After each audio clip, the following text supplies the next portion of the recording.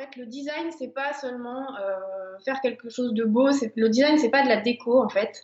Le design, c'est dessiner quelque chose à dessin. Donc, c'est-à-dire qu'on dessine un objet, on parle de la fonction, on réfléchit à quelque chose qui va avoir un but, qui n'est pas simplement joli, et qui a une fonction et qui a une ergonomie. C'est-à-dire que dans le design, on réfléchit vraiment à la relation au corps, et le design, c'est là pour simplifier la vie, en fait. Dans l'exemple du presse-citron, on peut complètement venir presser son citron tout seul sans avoir aucun outil, mais on s'est quand même rendu compte en, en pressant des citrons que c'était plus facile de récupérer, on récolte plus de jus en venant presser quelque chose comme une fourchette, etc. Donc on a des systèmes D comme la fourchette, la passoire pour filtrer la pulpe. On a inventé des outils qui permettent de vraiment venir presser au maximum le jus, la pulpe. Avec le modèle là en vert que vous voyez, on est venu apporter une fonction encore complémentaire qui est de récupérer aussi ce jus. On a fait un réceptacle du coup. Et je vous ai mis en parallèle de tout ça un objet qui est une icône du design que vous avez sans doute déjà vu, qui est le presse-citron qu'a créé Stark dans les années 90 pour Alessi. Alors qui est super beau, qui est une icône du design. Le designer est venu réfléchir à comment justement supprimer en fait une manipulation qui est de réceptionner le jus dans un contenant et de venir verser son jus dans un verre pour boire son jus d'orange le matin. C'est-à-dire le postulat de départ, c'était de simplifier les manipulations. Donc il a proposé cette forme-là pour que le jus tombe directement dans le verre. Il se trouve que c'est un objet qui est magnifique, qui part d'une bonne idée, mais qui ne fonctionne absolument pas. Quand on s'en sert, on en met partout. Et voilà, ça a beau être une icône de design sur la forme, en termes de fonctionnalité, pour moi, c'est quand même pas forcément une belle réussite parce que le design, comme je vous disais, c'est là pour simplifier la vie. Et si vous devez laver tout votre plan de travail après avoir pressé une orange le matin, je pense pas que cet objet remplisse vraiment sa fonction essentielle qui est de penser ergonomie, fonction, praticité. Donc, ce petit point, c'est juste pour bien se mettre en tête que le design, c'est pas forcément faire quelque chose de joli, c'est pas venir poser un joli miroir sur le mur pour être design, ça c'est de la déco. Le design, il y a une vraie réflexion sur le rapport au corps et comment on vit avec les choses qu'on crée.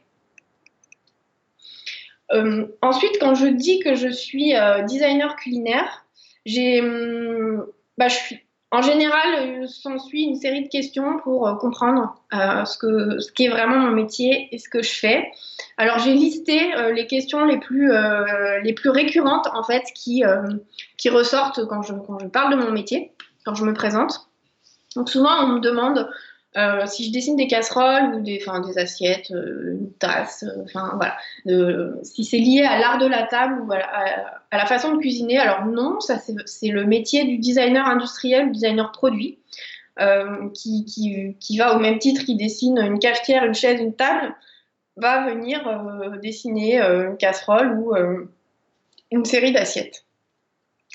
La plus grosse confusion aussi qui est faite avec le métier de designer culinaire, c'est le métier de styliste culinaire.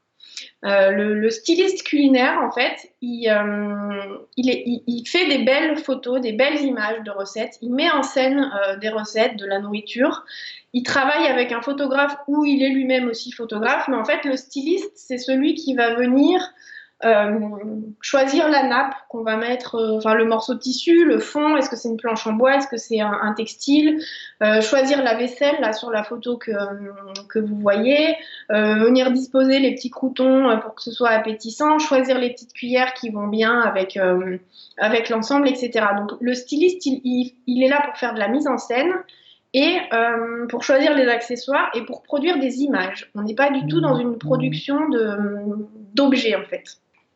On produit, on produit des images alors qui ont une fonction qui vont être d'illustrer un livre de recettes ou d'animer une page Facebook ou Instagram, mais on n'est pas sur une production d'objets. Donc ça, c'est vraiment le métier avec lequel il y a le plus de confusion, c'est styliste culinaire et designer culinaire. Après, on me demande aussi très souvent si je fais des belles assiettes, donc entre guillemets, si mon travail est de dessiner des dressages que les chefs pourront reproduire dans leurs assiettes. Donc ça, non, en fait, c'est la continuité du travail du chef. Le chef, il crée une recette.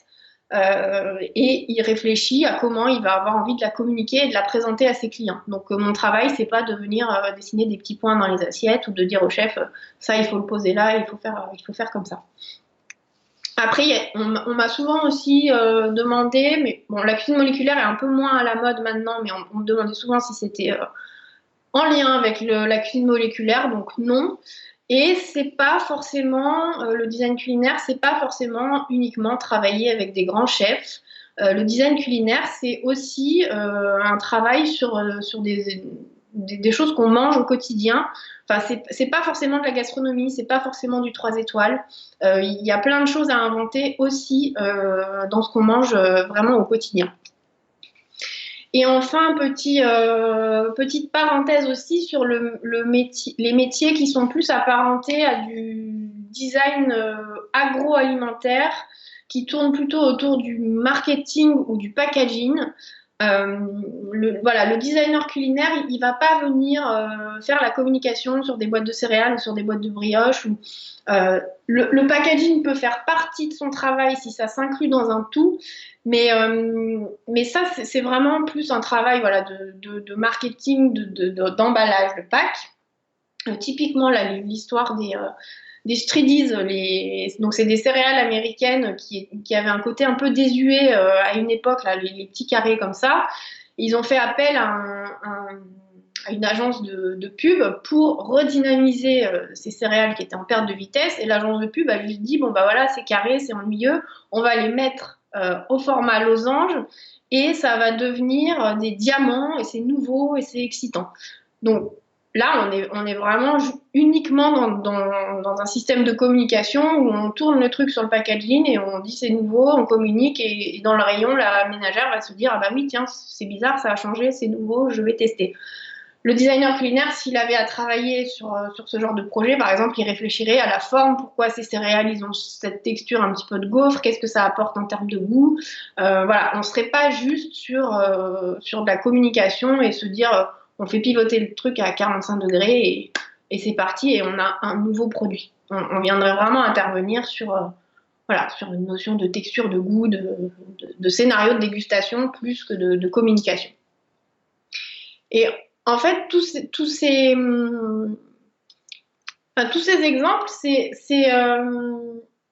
ça vous montre que le métier du designer culinaire, c'est quelque chose d'assez précis pour travailler sur la forme et sur le sens qu'ont les formes qu'on crée. Comme je vous disais tout à l'heure, le design, c'est vraiment travailler sur la fonction, sur le sens et de dessiner quelque chose à dessin, c'est-à-dire qui va venir nous simplifier la vie. Et en fait, depuis toujours, de façon assez intuitive, l'homme a donné des formes en fait aux produits qu'il créait et aux produits alimentaires.